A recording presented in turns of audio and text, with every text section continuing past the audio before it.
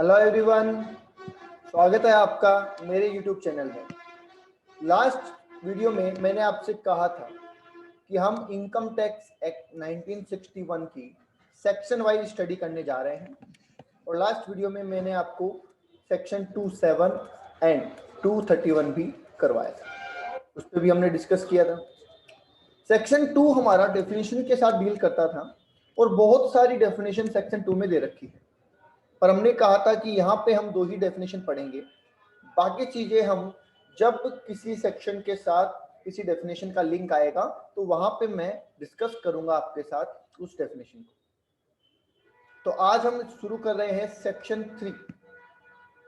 तो सेक्शन 3 क्या कहता है वो जानने से पहले हमें एक और डेफिनेशन को यहाँ पे समझना होगा। तो चलिए देखते हैं कौन सा सेक्शन हमें पहले देखना है। हमें देखना है सेक्शन 234 जो क्लोज है 34 वो, जिसके अंदर प्रीवियस ईयर को डिफाइन किया गया है। और देखिए क्या लिखा हुआ है, previous year means the previous year as defined in section 3।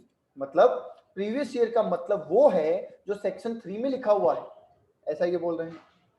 ठीक है, इसका मतलब प्रीवियस ईयर को कंप्लीटली समझने के लिए हमें सेक्शन 3 में जाना पड़ेगा। समझ गए? आप समझ गए होंगे कि मैंने इसको सेक्शन 3 के साथ क्यों लिया है। ठीक है, नेक्स्ट जो डेफिनेशन है सेक्शन 29 के अंदर असेसमेंट ईयर की। आपने अगर इनकम टैक्स में पढ़ा, कभी भी कहीं भी पढ़ा है तो 2 वर्ड आपने जरूर पढ़े होंगे, प्रीवियस ईयर और असेसमेंट ईयर। तो दूसरा वर्ड है assessment year. Assessment year means period of 12 month. देखिए 12 मंथ इन्होंने लिख दिया, क्यों?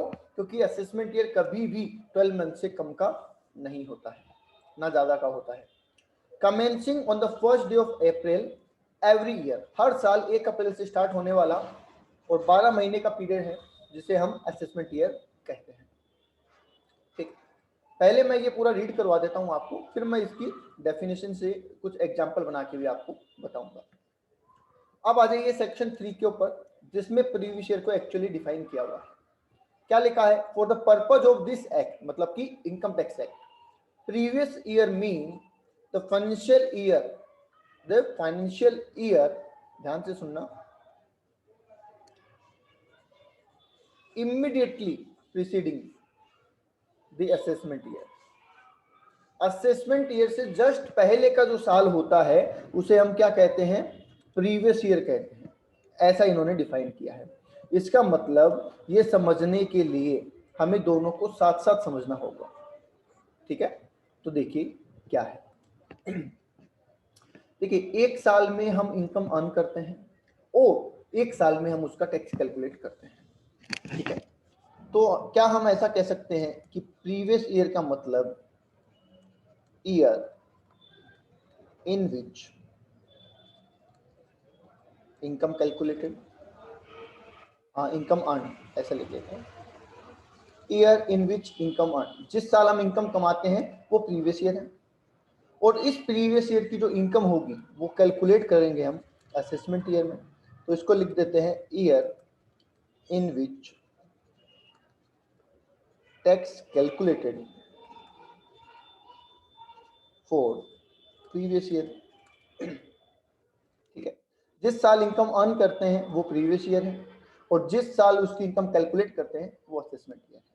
ठीक है, अगर आज हम बात करें तो हम अभी जो पढ़ रहे हैं तो प्रीवियस ईयर हम 2021 पढ़ रहे हैं एंड असेसमेंट ईयर हम 21-22 पढ़ रहे हैं। इसका मतलब हम 2021 में जो भी कमाएंगे उसके टैक्स कैलकुलेशन कब करेंगे? 21-22 में करेंगे। टीडीएस और एडवांस टैक्स को छोड़ दें एक बार, वो आगे की बातें हैं। ठीक है, तो उसको एक बार ध्यान ना रखें आप, तो हम कहेंगे कि हम प्रीवियस ईयर 2021 में जो कमाएंगे उसका टैक्स कैलकुलेट हम कम करेंगे 21-22 में करेंगे। ठीक है, अब प्रीवियस ईयर कहां से स्टार्ट होता है और कैसा होता है उसकी बात कर लेते हैं। देखिए हमने अकाउंट्स में एक वर्ड पढ़ा हुआ है फाइनेंशियल ईयर। ठीक है, जो कि 1 अप्रैल से स्टार्ट होता है और 31 मार्च पे खत्म होता है। अकाउंटिंग पीरियड नहीं बोल रहा हूं मैं, फाइनेंशियल ईयर बोल रहा हूं। अकाउंटिंग पीरियड कैलेंडर ईयर भी हो सकता है, पर फाइनेंशियल ईयर यही होता है 1 अप्रैल से 31 मार्च। अब हमें जो इनकम कैलकुलेट करनी होती है, जो हमने अर्न किया है, वो भी हम कैसे लेके चलते हैं, 1 अप्रैल से 31 मार्च से लेके चलते हैं जनरली। ठीक है, तो मैं एक बार के लिए यहाँ पे लिख देता हूँ कि अभी हम जो बात कर रहे हैं 1 अप्रैल 2020 टू 31 मार्च 2021, तो ये हमारा प्रीवियस ईयर है। 12 महीने का प्रीवियस ईयर होता है, 1 अप्रैल से स्टार्ट होता है और 31 मार्च में खत्म होता है। ठीक है, इन जनरल केस। तो एक्सेप्शनल केस क्या है, क्या प्रीवियस ईयर 12 महीने से कम का पीरियड हो सकता है, तो हम कहेंगे यस, प्रीवियस ईयर 12 महीने से कम का पीरियड हो सकता है। कैसे, मान लीजिए मैंने आज कोई नया बिजनेस स्टार्ट किया या नया इनकम सोर्स स्टार्ट किया, पहले मुझे इनकम नहीं होती थी, आज से मुझे इनकम स्टार्ट हुई है। तो इन केस ऑफ न्यू सेटअप, अब मैंने तो आज स्टार्ट किया है, तो इसका मतलब मेरी इनकम तो आज से स्टार्ट हुई है, 10 दिसंबर 2020 से। ठीक है, और टाइम चलेगा मार्च तक तो चलेगा ही। तो मेरा जो प्रीवियस ईयर रहेगा, पहला जो प्रीवियस ईयर रहेगा वो रहेगा 10 दिसंबर 2020 से 31 मार्च 21 तक। तो हो गया ना ये 1 साल से कम का पीरियड। ठीक है, ये कहाँ लिखा हुआ है, ये भी मैं आपको रीड करवा देता हूँ। देखिए यहाँ लिखा हुआ है, provided that in case of business और profession newly set up or a source of income newly coming into existence, the said financial year, the previous year shall be the period beginning with the date of setting up business or profession, as the case may be, the date on which the source of income is newly comes into existence, जिस time पे, जिस तारीख को हमारा नया business existence में आया, वहां से अपना पीरियड स्टार्ट हो, और ending with the said financial year. Financial year खत्म कब होता है, 31 मार्च को, तो हमारा प्रीवियस ईयर भी खत्म कब हो जाएगा, 31 मार्च को। इसका मतलब नए इनकम सोर्स या नए सेटअप के केस में हमारा प्रीवियस ईयर 12 महीने से कम का हो सकता है। ठीक है, अब आते हैं असेसमेंट ईयर। इसका जो नेक्स्ट ईयर है वो असेसमेंट ईयर है। अगर हमारा प्रीवियस ईयर 2021 पूरा होता तो हमारा असेसमेंट ईयर होता 1 अप्रैल 2021 से लेके 31 मार्च 2022। जबकि अगर हमारा प्रीवियस ईयर 10 दिसंबर 2020 से होता 31 मार्च 21 के लिए, तो भी हमारा असेसमेंट ईयर 1 अप्रैल 2021 से लेके 31 मार्च 2022 तक होता। इसका मतलब असेसमेंट ईयर कभी भी 12 महीने से कम का नहीं हो सकता। आप देख पा रहे होंगे, असेसमेंट ईयर 12 महीने से कम का नहीं हो सकता। ओके, चलिए, तो हम इसको ऐसे डिफाइन कर सकते हैं कि असेसमेंट ईयर से जस्ट पहले का जो ईयर होता है वो प्रीवियस ईयर होता है, ऐसे। ठीक है, और प्रीवियस ईयर के जस्ट आगे वाला जो ईयर होता है वो असेसमेंट ईयर होता है। तो इन दोनों को हम आपस में लिंक कर सकते हैं। ठीक है, तो देखिए असेसमेंट ईयर को क्या डिफाइन किया गया था, वो दोबारा पढ़ा देता हूं। Assessment year a period of 12 month commencing on first day of April in every year. देखिए हम 1 अप्रैल से स्टार्ट कर रहे हैं हर साल, तो ये हमारा हो गया असेसमेंट ईयर। और प्रीवियस ईयर में क्या लिखा है, financial year immediately preceding the assessment year. इससे जस्ट पहले का जो ईयर है प्रीसीडिंग, ये हमारा हो गया प्रीवियस ईयर। ओके, अच्छा एक बात, अगर मैं आज, ध्यान से सुनना आप, ये दोनों चीजें आपस में कनेक्टेड कैसे हैं, थोड़ा सा और इस पे एक एग्जांपल देना चाहूंगा। अगर आज मैं आपको कहूं कि मेरी 2017-18 फाइनेंशियल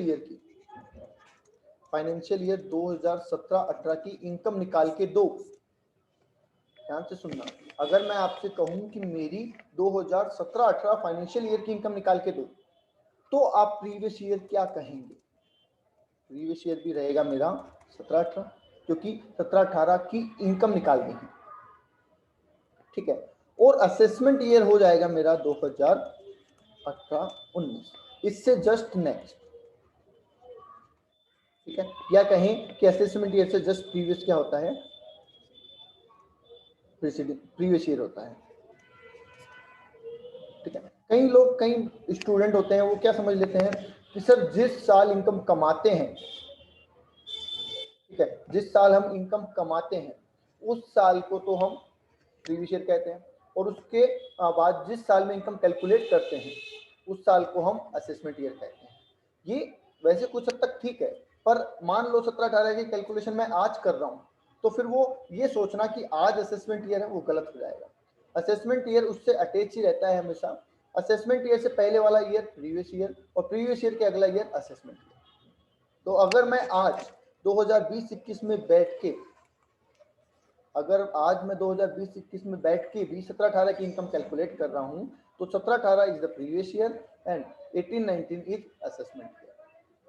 ठीक है, हम कब कैलकुलेट कर रहे हैं उससे फर्क नहीं पड़ता है। ठीक है, मैंने यहाँ लिखा है year in which tax is calculated for previous year, तो इसका मतलब जस्ट पहले वाला कह रहा हूँ मैं आपको। मैं ये नहीं कह रहा हूँ कि किसी भी साल की इनकम आज निकालोगे तो असेसमेंट ईयर आज हो जाएगा। ठीक है, तो ये डाउट कुछ लोगों के मन में होता है, इसलिए मैंने इसको क्लियर किया।